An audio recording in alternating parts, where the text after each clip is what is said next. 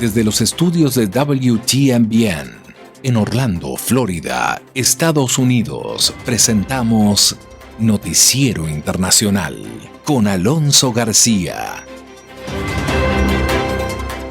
Un cordial saludo y gracias por permitirme compartir con usted estos minutos de noticias con los hechos más relevantes de América Latina, Estados Unidos y el mundo. Ya es lunes 7 de junio del 2021. Estos son los titulares de la presente edición. En Estados Unidos se considera un avance histórico el crecimiento del empleo ocurrido en este país. Y la Organización Panamericana de la Salud celebra el inicio del proceso de donación de vacunas contra el COVID-19 anunciado por la nación norteamericana. La NASA enviará misiones a Venus después de 30 años. Y una nueva tasa china al crudo pesado dejaría huérfanas las exportaciones de PDVSA. Entre tanto, ¿cómo funciona la CPI y cuál es el estatus de las denuncias sobre Venezuela? Y en Brasil se implementa la operación acogida para migrantes venezolanos. Lo acaba de señalar la OMS, vacunar niños no es prioridad. Y se empieza a hablar sobre lo que es la ética en el uso de los datos personales. Y tal como se había anunciado, Estados Unidos empieza a distribuir millones de vacunas a Latinoamérica y el Caribe. Y tenemos un análisis de cómo el COVID-19 afectaría a los adolescentes, tanto como a los adultos.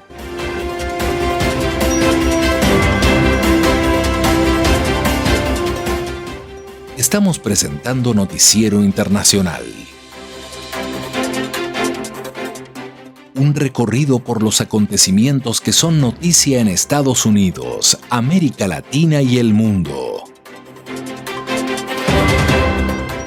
Este es el momento indicado para quedar bien informado. Vamos a los hechos.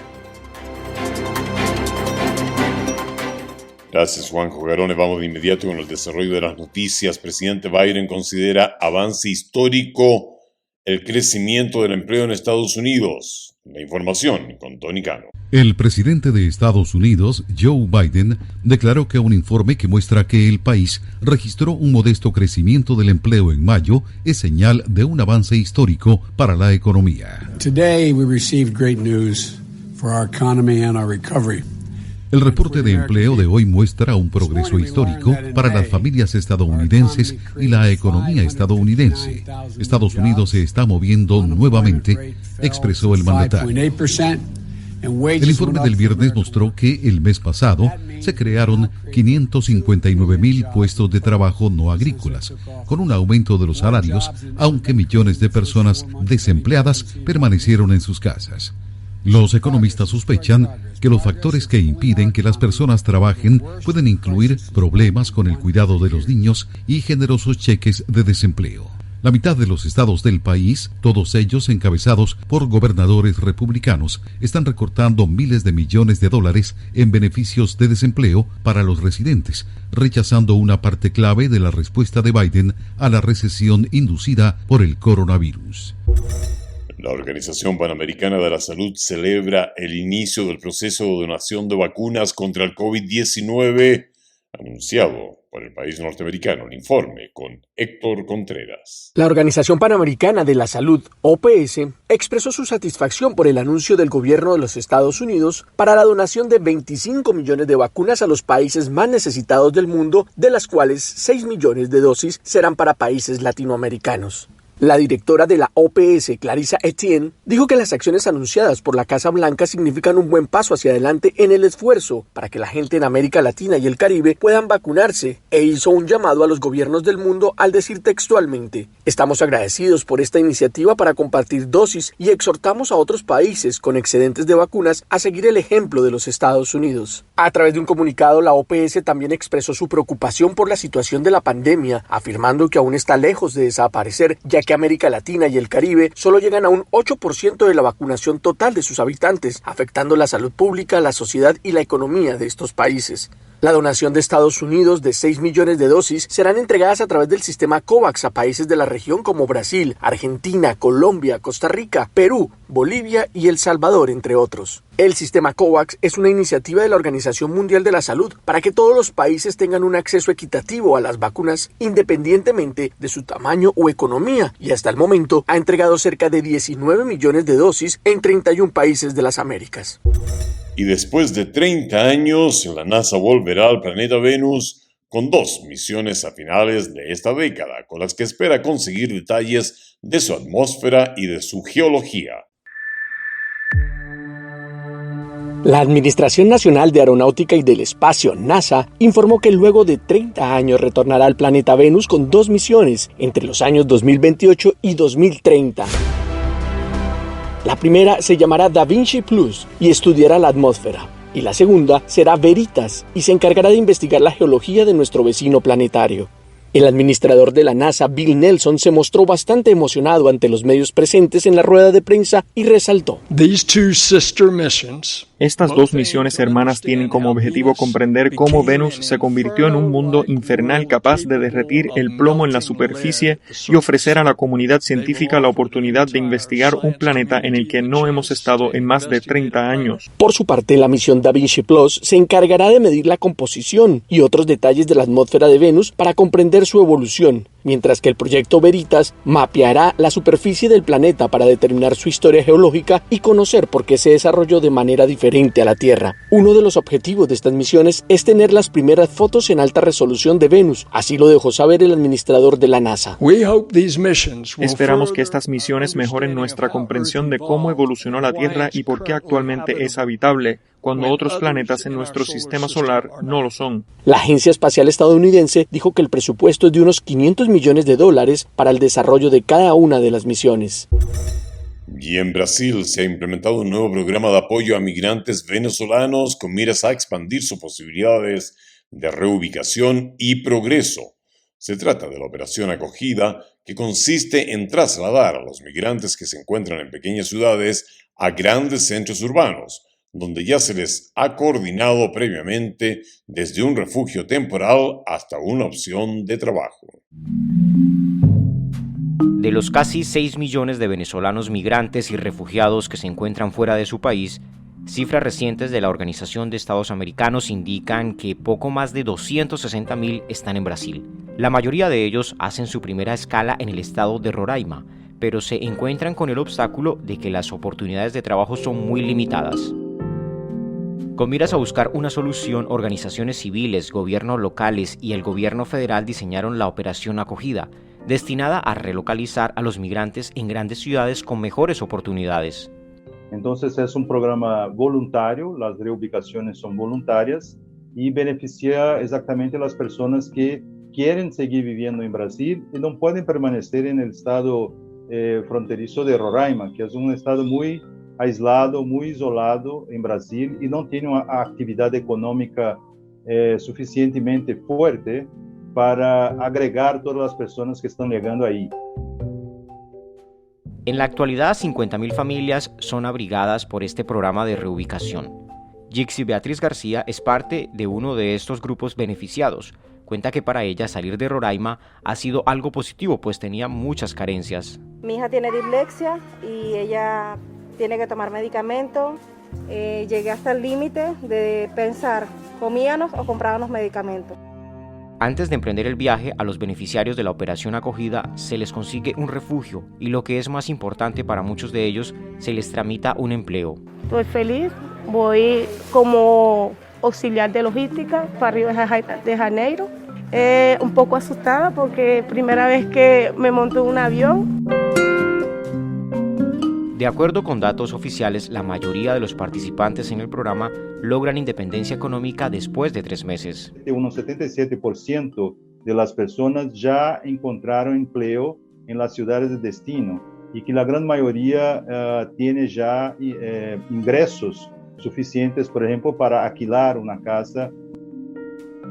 La Agencia para los Refugiados de la ONU, ACNUR, considera que programas como la Operación Acogida podrían ser replicados en otros países con alta concentración de migrantes en regiones con bajas oportunidades económicas.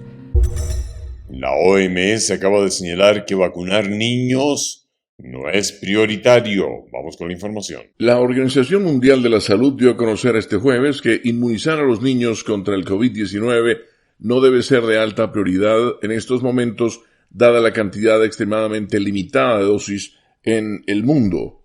La agencia AP informa que en una sesión por redes sociales, la principal experta en vacunas de la OMS, la doctora Kate O'Brien, dijo que los menores no deben ser el foco de las campañas de vacunación, aunque cada vez más países ricos autorizan vacunar a adolescentes y niños. El riesgo de que los niños contraigan la enfermedad COVID es realmente muy bajo, dijo O'Brien, quien es pediatra y dirige el departamento de vacunas de la OMS. El motivo para vacunar a los niños era detener la transmisión más que protegerlos de enfermarse o morir. Cuando estamos en una situación realmente difícil como la de ahora, cuando la provisión de vacunas es insuficiente para todos en el mundo, inmunizar a los chicos no es de alta prioridad, manifestó Kate O'Brien. La alta funcionaria añadió que es crucial inmunizar a los trabajadores de la salud, a los ancianos y a quienes padecen enfermedades subyacentes más que a los adolescentes y niños. Canadá, Estados Unidos y la Unión Europea han dado luz verde a ciertas vacunas para niños de 12 a 15 años a medida que alcanzan sus metas de inmunización de los adultos. El director general de la OMS, Tedros Adhanom Ghebreyesus, ha exhortado a los países ricos a donar vacunas a las naciones pobres antes de inmunizar a sus adolescentes y niños. La ética y la gestión transparente de los datos que componen los historiales médicos de los pacientes que enfrentan el reto de actualizar una legislación que podría haber quedado ya obsoleta. Según expertos, la necesidad de compartir información en medio de la pandemia hace más urgente la actualización de las reglas que protegen la privacidad. El informe con Alonso Castillo. La intersección de la salud pública con la información personal es fundamental en el progreso de la medicina y en el esclarecimiento de las características de una pandemia como la que aún enfrenta el mundo. Los retos van desde saber qué tratamiento aplicar hasta asegurarse de que el paciente no pierda la vida. Sin embargo, para la doctora Katie Spector Bagdad, experta en bioética, hay una premisa subyacente.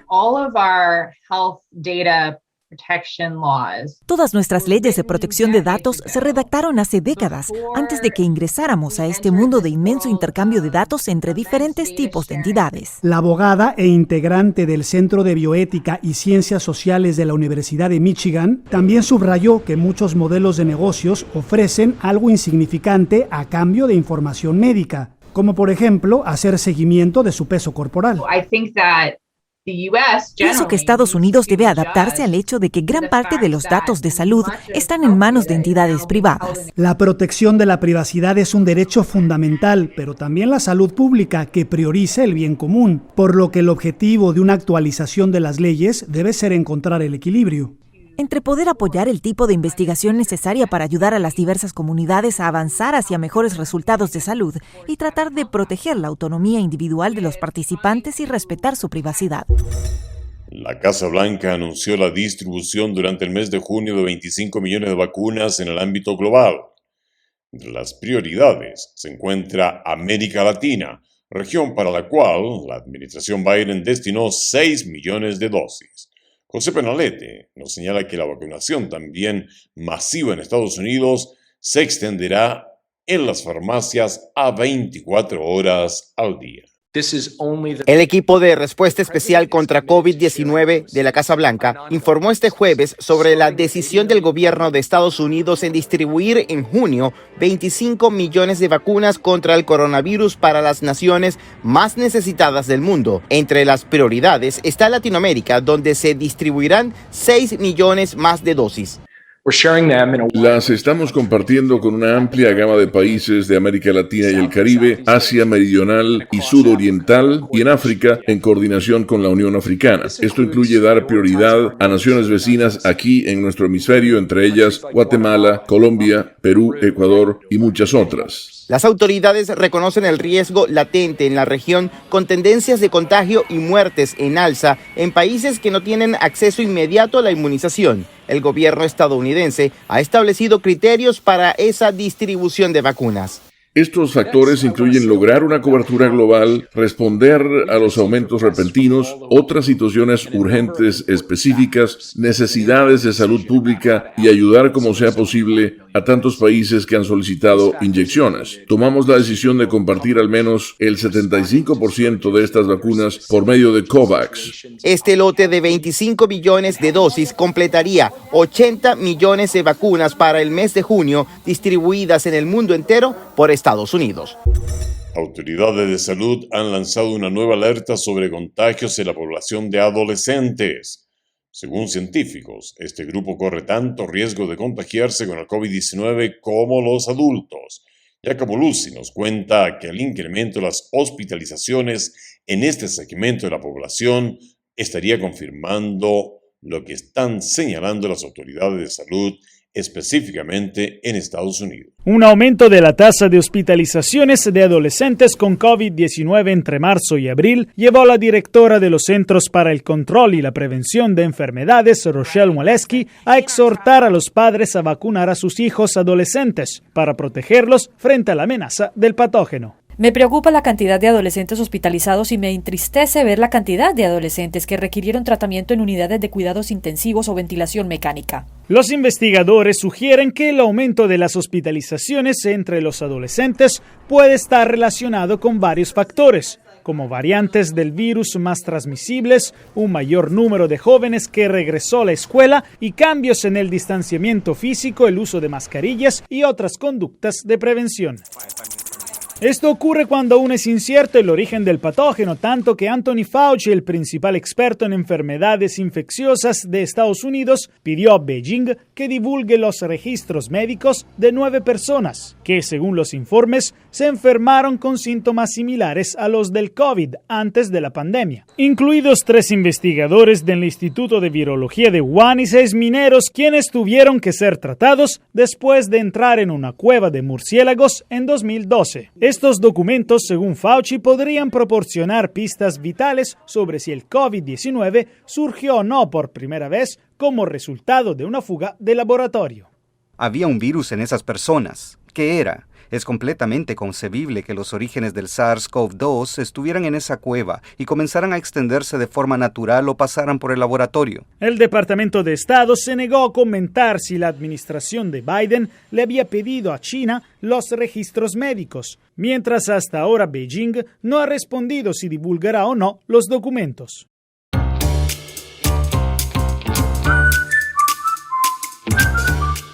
¿Cuál es el próximo estreno? ¿Qué sucede con tu artista favorito? Nos vamos al mundo del espectáculo y del entretenimiento con Leonardo Bonet desde Washington, D.C.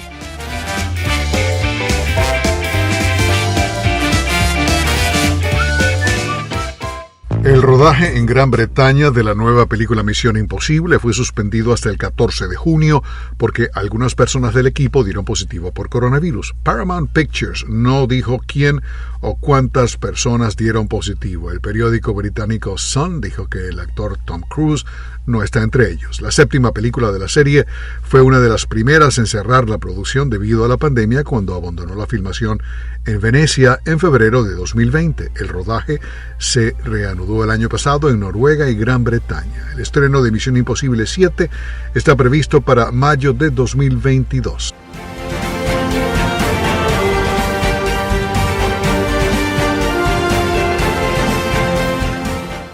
Esta ha sido una producción de la WTMBN, presentado a usted por cortesía de su emisora favorita. Agradecemos a Broadcasting Board of Governors por el apoyo dado con corresponsales en los lugares de los hechos. A nombre de todo el equipo le deseamos un maravilloso día.